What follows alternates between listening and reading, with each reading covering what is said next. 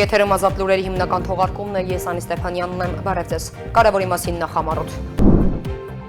Չնայած մերձավոր Արևելքում հրթիռակոծությունների հաճախականությունը նվազել է, սակայն փոխադարձ թիրախային հարվածները շարունակվում են։ Իսրայելը շարունակում է հարվածել Իրանի իշխող ուժի առաջնային դեմքերին։ Իրանն էլ կրկին հարվածներ է հասցրել Քուվեյթի խոշորագույն նավթավերամշակման գործարանին։ Լրատվամիջոցներում շրջանառվող նոր սահմանադրության նախագծի հետ կապված տեքստը չի հանդիսանում այն փաստաթուղթը, որը նախատեսվում է հրապարակել։ Այդ մասին հայտնել են Արդարադատության նախարարությունից, նշելով, որ ներկայում առկա են սևագիր տարբերակներ։ Ազգային ժողովում քննարկվել են Եվրասիական տնտեսական միության շրջանակում Հայաստանի տնտեսական գործակցության ընդլայնման ուղղված տարբեր կարևոր համաձայնագրեր։ Հանձնաժողովը դրական եզրակացություն է տվել ինչպես Արաբական Միացյալ Էմիրությունների, այնպես էլ Մոնղոլիայի հետ առևտրային փաստաթղթերի վավերացմանը։ Ինչպես ուժային մյուս կառույցները, այնպես էլ Պաշտպանության նախարարությունը ուշադիր հետևում են տարածաշրջանում տեղի ունեցող իրադարձություններին եւ համապատասխան ռիսկերի գնահատում իրականացնում, վստահեցրել է Սուրեն Պապիկյանն ազգային ժողովում լրագրողների հետ զրույցում։ ԵՄ վիզաների ազատականացման գործընթացը մեծ քայլերով առաջ է գնում եւ մենք մեր առջեւ խնդիր ենք դրել, որ մոտ 2 տարվա կտրվածքով պիտի ավարտենք բոլոր միջոցառումների կատարումը։ Լրագրողների հետ զրույցում հայտարարել է ներքին գործերի նախարարը Արփինե Սարգսյանի ճեպազրույցը։ Երևանում մարտի 23-ից 27-ը կանցկացվի հեռահաղորդակցության շաբաթ 2026-ը, որը մեկ հարթակում կհամախմբի հեռահաղորդակցության օպերատորներին, պետական եւ կարգավորող մարմիններին, միջազգային ու տեղական տեխնոլոգիական ընկերություններին, նաեւ ակադեմիական համայնքի ներկայացուցիչներին։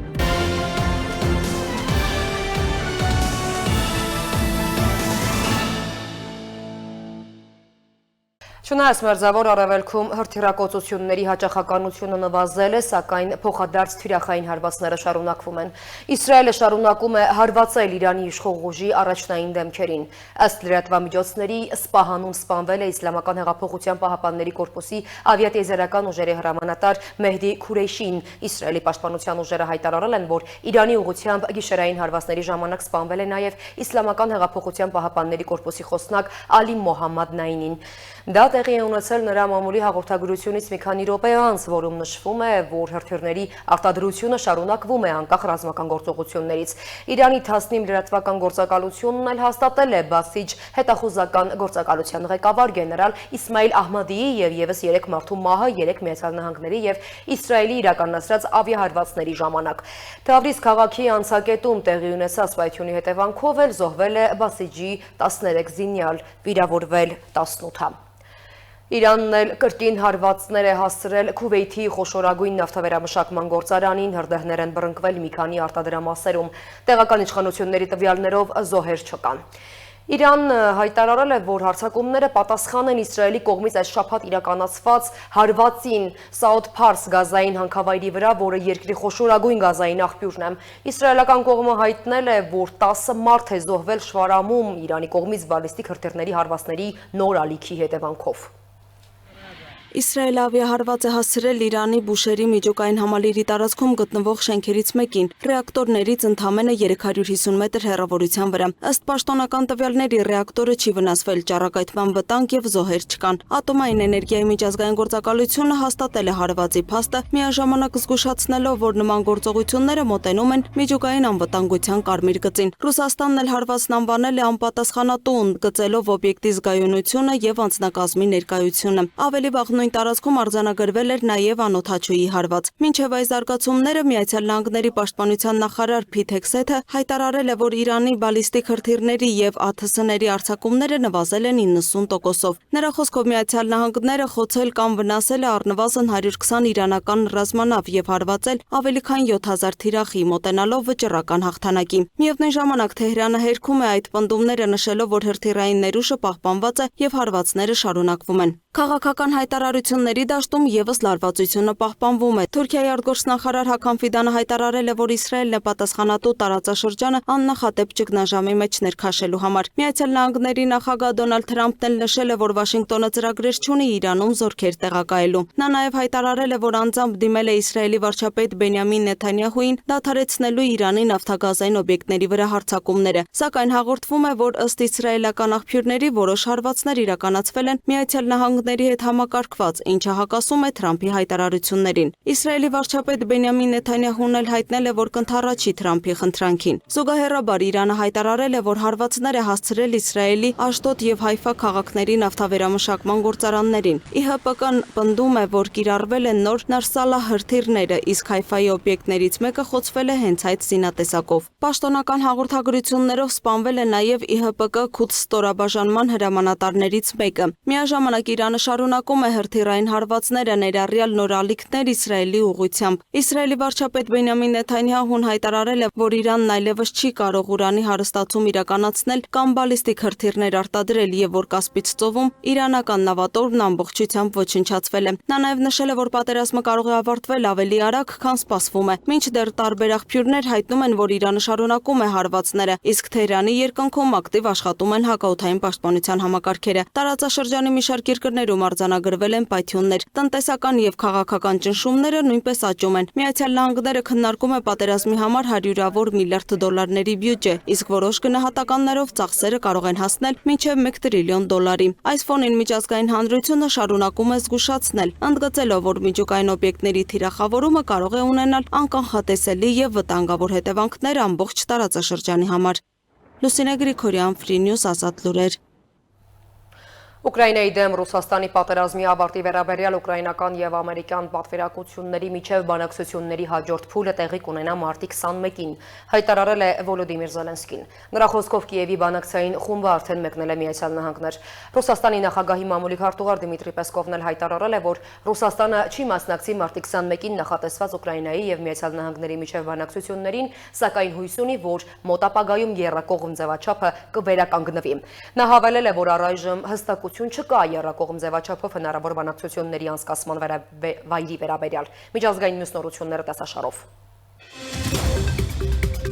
Ուկրաինայի նախագահ Վոլոդիմիր Զելենսկին հայտարարել է, որ Ամերիկայի Միացյալ Նահանգներից ստացվում են ազդանշաններ Ռուսաստանի հետ բանակցությունների հնարավոր վերսկսման վերաբերյալ։ Նրա խոսքով գործընթացը դադարեցվել էր Մերձավոր Արևելքում զարգացումների պատճառով, սակայն այժմ քննարկվում է դրա վերականգնումը։ Զելենսկին նաև մտահոգություն է հայտնել, որ պատժամիջոցների թուլացումը կարող է ուժեղացնել Ռուսաստանի դիրքերը։ Նա ընդգծել է, որ կարևոր է թույլ չտալ, որ Մոսկվան բանակցություններին մոտենա ուժեղ դիրքից։ Ռուսական անօդաչու թռչող սարքերի հարվածների հետևանքով Ուկրաինայի Սումի շրջանում զոհվել է 3 մարդ, այդ թվում 2 եղբայրներ։ Հարվածներ են հասցվել նաև Օդեսայում, որտեղ վնասվել են նավթահանգստյան ենթակառուցվածքները, վիրավորվել է 4 մարդ, փլուզվել են բնակելի շենքեր եւ հրդեհներ են բռնկվել։ Ռուսական կողմը շարունակում է պնդել, որ խաղաղ բնակավայրերը չեն թիրախավորվում։ Միաժամանակ հակամարտության կարգավորման բանակցությունները կանգ են առել Մերձավոր Արևելքում լարվածության սրման պատճառով։ Ամերիկայի Միացյալ Նահանգները հանել է պատժամիջոցները Բելարուսի ֆինանսների նախարարության եւ զարգացման բանկի նկատմամբ։ Միաժամանակ Բելարուսի նախագահ Ալեքսանդր Լուկաշենկոն հայտարարել է, որ հումանիզմի սկզբունքով ներում է շնորհել 250 դատապարտյալի Ամերիկայի Միացյալ Նահանգների միջնորդությամբ ձեռք բերված համաձայնագրի շրջանակում։ Ըստ Վիլնյուսում Ամերիկայի Միացյալ Նահանգների դեսպանատան նրանցից 235-ը կմնան Բելարուսում, իսկ 5-ը կտեղափոխվեն Լիտվա։ Գործարքի շրջանակում Վաշինգտոնը համաձայնել էր մեղմացնել պատժամիջոցները Բելարուսի ֆինանսական հատվածի եւ գալիում արտադրող մի շարք ընկերությունների նկատմամբ, այդ թվում Բելարուսկալի։ Համաձայնագիրը ձեռք է բերվել Ամերիկայի Միացյալ Նահանգների բանագնաց Ջոն Քոուլի Մինսկ այցի ընթացքում, որտեղ նա հանդիպել էր նախագահ Ալեքսանդր Լուկաշենկոյի հետ։ Կողմերը քննարկել են նաեւ Լուկաշենկոյի հնարավոր այցը Սպիտակ տուն։ Կոլումբիայում տեղի է ունեցել խոշոր բլեքաութ, որի հետևանքով մոտ 11 միլիոն մարդ մնացել է առանց էլեկտրաէներգիայի։ Տեղեկությունների համաձայն 2026 թվականի մարտին երկրի ազգային էներգահամակարգը լուրջ խափանում է ունեցել, ինչը հանգեցրել է լայնածավալ անջատումների։ Պատճառների թվում նշվում է էներգետիկ համակարգի խնդիրները, նաև արտաքին գործոնները, այդ թվում Ամերիկայի Միացյալ Նահանգների նկատմամբ կիրառվող սահմանափակումների ազդեցությունը։ Կոլումբիայի նախագահ Գուստավո Պետրոն հաստատել է օրենք, որով ավերացնում է վարձկանների հավաքագրման, օգտագործման, ֆինանսավորման եւ մարզման դեմ 1989 թվականի միջազգային կոնվենցիան։ Օրենքը, որը ստորագրվել է մարտի 17-ին, արգելում է կոլումբացի վարձկանների օգտագործումը։ Նախաձեռնությունը նախապես հաստատվել էր երկրի խորհրդարանում եւ ներկայացվել նախագահին վերջնական հաստատման համար։ Լրատվամիջոցներում շրջանառվող նոր սահմանադրության նախագծի հետ կապված տեքստը չի հանդիսանում այն փաստաթուղթը, որը նախատեսվում է հրապարակել։ Այդ մասին հայտնել են Արդարադատության նախարարությունից, նշելով, սահմանադրական բարեփոխումների խորհուրդը շարունակում է իր գործունեությունը եւ վերջնական տարբերակի ձևավորման գործընթացում կատարվում են ինչպես բովանդակային, այնպես էլ խմբագրական փոփոխություններ։ Ըստ այդ մարկային բազմաթիվ աշխատանքային, ընդհուպ սևագիր տարբերակներ, գործող սահմանադրության տեքստի վերլուծական վարժություններ։ Կոչ ենք անում առաջնորդվել բացառապես պաշտոնական տեղեկատվությամբ եւ սպասել նոր սահմանադրության նախագծի պաշտոնական հրապարակմանը, նշվում է նախարարությունից։ Ազգային ժողովում քննարկվել են Եվրասիական տնտեսական միության շրջանակում Հայաստանի տնտեսական գործակցության ընդլայնմանն ուղղված տարբեր կարևոր համաձայնագրեր։ Հանձնաժողովը դրական եզրակացություն է տվել ինչպես Արաբական Միացյալ Էմիրությունների, այնպես էլ Մոնղոլիայի հետ առևտրային փաստաթղթերի վավերացմանը, ընդգծելով արտահանման, խթանման եւ նոր շուկաների հասանելիության կարևորությունը։ Ազգային ժողովում տարածաշրջանային եւ եվրասիական ինտեգրման հարցերի մշտական հանձնաժողովի արտահերթ նիստում քննարկումների կենտրոնում էին տնտեսական գործակցության ընդլայնման ուղղված համաձայնագրերը։ Էկոնոմիկայի նախարարի տեղակալ Նարեկ Հովակիմյանը ներկայացրեց Եվրասիական տնտեսական միության եւ Արաբական Միացյալ Էմիրությունների միջև տնտեսական գործընկերության մասին համաձայնագիրը, որը նպատակ ունի էականորեն պարզեցնելու առևտրային ընթացակարգերը, խթանելու արտահանումն ու խորացնելու տնտեսական կապերը։ Նրա խոսքով համաձայնագրի ուժի մեջ մտնելուց հետո հայկական արտադրողների համար բացվելու են արտոնյալ հնարավորություններ։ Հայաստանից արտահանվող 270 ապրանքատեսակներից 217-ի համար կսահմանվի արտոնյալ մուտքի ռեժիմ։ Խոսքը վերաբերում է ինչպես գյուղատնտեսական, այնպես էլ արդյունաբերական արտադրանքին, թարմ մրգերից, մեղրից մինչև ալյումինե արտադրանք ու բժշկական սարքավորումներ։ Փոխնախարարի տեղեկացմամբ որոշ ապրանքների արտահանման դեպքում մաքսատուրք չի գանձվելու։ Համաձայնագրի ընդունումից եւ ավերացումից հետո մենք մի հատ ավելի կիրառական մեխանիզմ ունենք բոլոր բեկի գործընկերների հետ ոնց որ դուրս ենք անում հիմնական թիրախային շահերին, կանչում ենք մեզ մոտ եւ նրանց իրազեկում ենք։ Ես կարծում եմ, որ դրան զուգահեռ մենք կարող ենք նաեւ մի քանի անգամ հրապարակային իրազեկենք, ինչպես նաեւ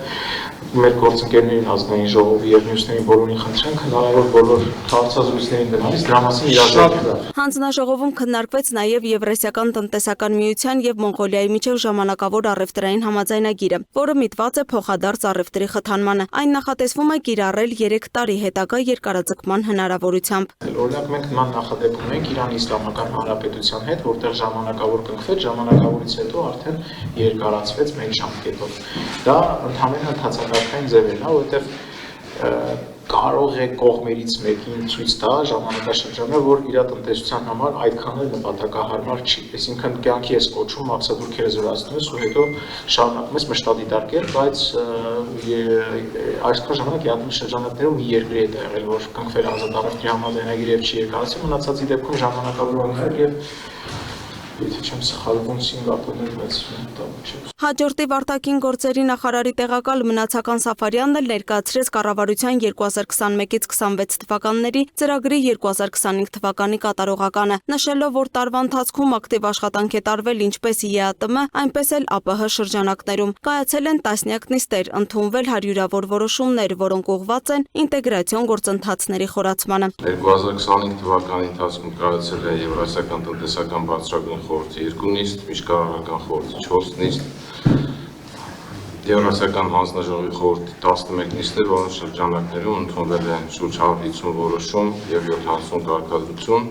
ԵԱՏՄ անդամ պետությունների ղեկավարների կողմից հաստատվել է մինչև 2030 եւ 2045 Եվրասիական տնտեսական միության շրջանակներում ինտեգրացիոն գործընթացների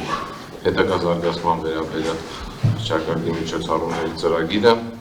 Արտաքին գործերի նախարարությունը իր իրավասության շրջանակներում շարունակել է ակտիվ մասնակցությունը ԵԱՏՄ շրջանակներում իրականացվող բազմամակարդակ նիստերին, ուղղված կազմակերպությունում շրջանակավոր փաստաթղթերի նախագծերի մշակման, դրա մշակման եւ համաձայնացման աշխատանքներին։ Հայաստանը կարևոր նշանակություն ունի համաշխարհային տնտեսության մեջ Հայաստանի ներգրավվածության ապահովումը եւ համագործակցության աշխարհագրության հետագա ընդլայնումը։ Ֆինանսների նախարարի տեղակալ Արման Պողոսյանն էլ խոսեց հարկաբյուջետային քաղաքականության մասին, ընդգծելով, որ բարելավվել են մակրոտնտեսական վերլուծության գործիքները, ինչը թույլ է տալիս ավելի արդյունավետ պլանավորել պետական ծախսերը։ Նրա ներկայացմամբ 2025 թվականի վերջում Հայաստանի պետական պարտքը կազմել է 5.5 տրիլիոն դրամ, իսկ էկոնոմիկայի նախարար Գևորգ Պապոյանը ներկայացրեց տնտեսական հիմնական ցուցանիշները։ Նրա խոսքով ԵԱՏՄ երկրների հետ Հայաստանի առևտրաշրջանառությունը գերազանցել է 8 միլիարդ դոլարը, իսկ զբոսաշրջային այցելությունների թիվը ավելացել է 2 միլիոնից։ Լուսինե Գրիգորյան, Տիգրան Ղազարյան, Free News, Ազատ լուրեր։ Պաշտպանության նախարար Սուրեն Պապիկյանը ազգային ժողովում լրագրողների հետ զրույցում հայտարարել է, որ ինչպես ուժային մյուս կառույցները, այնպես էլ Պաշտպանության նախարարությունը ուշադիր հետևում են տարածաշրջանում տեղի ունեցող իրադարձություններին եւ համապատասխան ռիսկերի գնահատում իրականացնում։ Պապիկյանը անդրադարձել է կատարել նաեւ ներքաղաքական դաշտում տեղի ունեցող գործընթացներին։ Ազգային ժողովի պաշտպանության եւ անվտանգության հարցերի մշտական հանձնաժողովի նիստում կառավարության 2025 թվականի պաշտպանության նախարարության կատարականի մասին զեկույցից հետո պաշտպանության նախարար Սուրեն Պապիկյանը լրագրողների զրույցում անդրադարձ կատարեց անվտանգության հետ կապված հարցերին, նաեւ ներքաղաքական գործընթացներին։ Անդրադառնալով Սամվել Կարապետյանի ձևավորած քաղաքական ուժի հայտարարություններին, որոնք վերաբերում են Հայաստանի անվտանգությանն ու բանակի զարգացման հեռանկարին, պաշտպանության գերատեսչության ղեկավարը հորդորեց, որ նշյալ ուժի առաջնորդը բանում ներկայացնի, թե ինչպես է ստացվել, որ իր ընտանիքի զավակները բանակում չեն ծառայել։ Այդ մարդիկ ուղղակի իրավունք չունեն խոսել անվտանգությունից, նույն Սամվել Կարապետյանը անվտանգությունից խոսելուց առաջ թող իրեն հարց տա եւ հասարակությանը պարզաբանի, որ մի գերդաստան, մի ամբողջ գերդաստան չծառայած զավակներով, որդիներով, թոռներով։ Տարածաշրջանում արկա մարտահրավերները, տեղի ունեցող իրադարձությունները եւ դրանցից բխող ռիսկերը գնահատվում են Հայաստանի Հանրապետության կառավարության եւ համապատասխան մարմինների ուշադրության ներքո, վստահեցրեց նախարարը, հակադարձելով որոշ շրջանակների կողմից հնչեցվող քննադատություններին, թե տարածաշրջանը եռում է, իսկ Հայաստանի իշխանությունները հանգիստ են։ Մեսիջը մեր հասարակությանը, որ Հայաստանի Հանրապետությունում խաղաղություն։ Պապիկյանը մեկ անգամ եւս հերքեց շրջանառվող այն տեղեկությունները, թե Ադրբեջանը Հայաստանի տարածքում դիրքեր եւ պաշտպանական ամրություններ է կառուցել, որ Սյունիքում ու Տավուշում դիրքերից Հայաստանի դրոշը հեռացվել է։ Նա նաեւ անդրադարձավ վարչապետ Նիկոլ Փաշինյանի 2020 թվականից հետո պաշտպանության ոլորտում ձեռքբերումները հանրության տարբեր խմբերին ներկայացնելու վերջերս արված առաջարկին։ Եթե ասելա, ուրեմն ցուցադրվելու են։ Պաշտոնական հայտարարություն եւ տեղեկատվություն դրա մասին կտրվի։ Խոսքը վերաբերում է հաշվետվությանը մեր հասարակությանը, թե 2022 թվականից հետո ինչ միջոցներ ենք ձեռք բերել։ Լրագրողների զրույցում Պապիկյանը եւս մեկ անգամ նրանց նաեւ քաղաքական տարբեր ուժերի ներկայացուցիչներին հորդորեց զինված ուժերի մասին տեղեկություններ տարածելիս հղում կատարել միմիայն պաշտոնական աղբյուրներին։ ԵՄ վիզաների ազատականացման գործընթացը մեծ քայլերով առաջ է գնում եւ մենք մեր առջեւ խնդիր ենք դրել, որ մոտ 2 տարվա կտրվածքով պիտի ավարտենք բոլոր միջոցառումների կատարումը։ Լրագրողների հետ զրույցում հայտարարել է ներքին գործերի նախարար Արփինե Սարգսյանը, չբացառելով դրանց իրականացումը նախատեսված ժամկետներից շուտ։ Նախարարը խոսել է նաեւ հանցագործությունների վիճակագրությունից, նշելով, որ սպանությունների միջին գործակիցը համաշխարհային ցուցանիշների համեմատությամբ շատ ավելի ցածր է։ Օրեր առաջ Արարատի մարզում մեկամյա երեխային խեղտամահ անելու դեպքի հետ կապված արդեն իսկ քրեական վարույթ է հարուցվել։ Չնայած որ երեխայի ընտանիքի կողմից հաղորդումը ներկայացնելիս այն որակվել է որպես ընտանեկան միջադեպ, նույնիսկ առողջության վատթարացման հետ կապված հանգամանք։ Ազգային ժողովում հայտարարեց ներքին գործերի նախարար Արփինե Սարգսյանը եւ ընդգծեց, որ քննչական աշխատանքները շարունակվում են կամ մեկ անձի նկատմամբ կիրառված խափանման միջոց։ Մեր երեխայի իրավունքների պաշտպանության այն նոր համակարգը, որ ենք դրել, այն տրամաբանությամբ է, որ առաջին ինֆորմացիա ստացողը որպես այդպեսին չպիտի լինի ոստիկանություն։ Այսինքն ազդակը պիտի գա համայնքից, ազդակը պիտի գա այնտեղի սոցիալական ծառայողներից եւ մնացյալից։ Ես վստահ եմ, որ նաեւ գործընկերներն են այս հարցը դիտարկում, նաեւ իրենց իրավասության տիրույթում, որ հասկանան եղել է ազդակ օբյեկտիվորեն, թե չի եղել ազդակ նմանատիպ իրավիճակի։ Արփինե Սարգսյանը մեկնաբանեց նաև վարչապետ Նիկոլ Փաշինյանի կողմից նախորդին արված հայտարարությունը, թե քաղաքական դաշտում կան որոշ ուժեր, որոնք պատերազմ են տենչում եւ պատերազմի պատրաստում Հայաստանի համար ծանր հետևանքներով։ Խոճապի մասին խոսք չկա, վարչապետը փաստական առումով անդրադառնում է այն խոսույթին, որ ըստ էության կա այս պայծրությամբ քաղաքական դաշտում եւ քաղաքական արձագանք է նաեւ տալիս որպես երկրի ղեկավար եւ նշեմ, որ եթե այլ հանցագործություն նախագահության տարերի հետ կապված հարցեր առաջանան, բնականաբար ՆԳՆ-ն հանդես կգա հաղորդագրություն։ Ներքին գործերի նախարարը խոսեց նաև Եվրամիության վիզաների ազատականացման գործընթացից, նշելով, որ վերջին շրջանում Հայաստան այցելած ԵՄ երկու բարձրաստիճան պաշտոնյաներն արձանագրել են, որ ներքին գործերի նախարարությունը որպես համակարգող գերազանց կատարել է իր առջև դրված խնդիրը, եւ սա է պատճառը եղել, որ ռեկորդային արագ ժամանակահատվածում մենք ստացել ենք գործողությունների ծրագիրը։ Նա չի բացառել, որ Հայաստանը վիզաների ազատականացման կարող է հասնել նախատեսված ժամկետից շուտ։ Պիտի փաստեն, որ ներգերատեսչական, այսինքն ներհանրապետական կտրվածքով մենք մեր առջև խնդիր ենք դրել, որ 2 տարվա կտրվածքով մոտ պիտի ավարտենք բոլոր միջոցառումների կատարումը։ Շատ իրատեսական է, որովհետև սա շատ ներդաշնակ է Հայաստանի Հանրապետության կառավարության ռեֆորմների օրակարգին եւ այնպես չի, որ գործողությունների ծրագրի բովանդակությունը մեզ պիտի թելադրի սկսել ինչ-որ մի բան անել կամ չշարունակել ինչ-որ մի բան անել։ Այս երկու process-ները շատ սինխրոն են իրար, սա է տալիս համոզմունք ինձ ասելու, որ մենք շատ իրատեսական process ունենք եւ եթե նույն տեմպը պահպանենք գործողությունների ծրագրի իրականացման, առաջիկա տարիներին կունենանք ազատ վիզային ռեժիմ։ Ներքին գործերի նախարարը լրագրողների զրույցում հայտնել է, որ Հայաստանում սպանությունների ցուցանիշը համաշխարհային ցուցանիշների հետ համեմատած միջինում 2.5 անգամ ցածր է եւ Հայաստանը այդ առումով առավել անվտանգ երկիր է համարվում։ Երևանում մարտի 23-ից 27-ը կանցկացվի հեռահաղորդակցության շաբաթ 2026-ը, որը մեկ հարթակում կհամախմբի հեռահաղորդակցության օպերատորներին, պետական եւ կարգավորող մարմիններին, միջազգային ու տեղական տեխնոլոգիական ընկերություններին, նաեւ ակադեմիական համայնքի ներկայացուցիչներին։ Կազմակերպիչների գնահատմամբ նախաձեռնությունը ոչ միայն պետություն մասնավոր գործակցության արդյունավետ օրինակ է, այլև կարևոր մասնագիտական հարթակ ոլորտի մարտահրավերները, խնդիրներն ու զարգացման հեռանկարները քննարկելու համար։ Երևանում կանցկացվի հեռահաղորդակցության շաբաթ 2026-ը Հայաստանի Հանրապետության բարձր տեխնոլոգիական արդյունաբերության նախարարության կապի եւ փոստի վարչության պետ Գևորգ Սարգսյանի խոսքով նախաձեռնությունը համախմբելու է հեռահաղորդակցության օպերատորներին, պետական եւ կարգավորող մարմիններին, միջազգային եւ տեղական տեխնոլոգիական ընկերություններին, նաեւ ակադեմիական համայնքի ներկայացուցիչներին։ Ըստ Սարգսյանի միջոցառումը պետություն մասնավոր գործակցության արդյունավետ օրինակ է եւ միաժամանակ հարթակ ոլորտի խնդիրների մարտահրավերների ու զարգացման հեռանկարների շուրջ ուղիղ քննարկումների համար։ Օպերատորների միության գործադիր տնօրեն Քրիստինե Գյանջյանի խոսքով այս տարի միջոցառման կարգախոսն է միասին հուսալիք կապի եւ թվային ապագայի համար։ Համախմբվել է եւ պետական հատվածը եւ մասնավորը եւ միջազգային կառույցները, որպեսզի միասին ստեղծենք ավելի լավ կապ եւ ավելի լավ թվային ապագա։ Նա ընդգծել է, որ կապն այսօր այլևս պարզապես տեխնոլոգիա չէ, այլ տնտեսության կառավարման եւ հասարակության զարգացման կարևոր հիմքերից մեկն է։ Միջոցառման ծրագրով մարտի 23-ին նախատեսված է պաշտոնական բացման արարողությունը։ Մարտի 24-ին կանցկացվի հեռահաղորդակցության միջազգային միության համաժողով նվիրված արհեստական բանականությանը։ Մարտի 25-ին հեռահաղորդակցության միջազգային միության կողմից կրկին ՏՀՏ կարգավորման հարցերին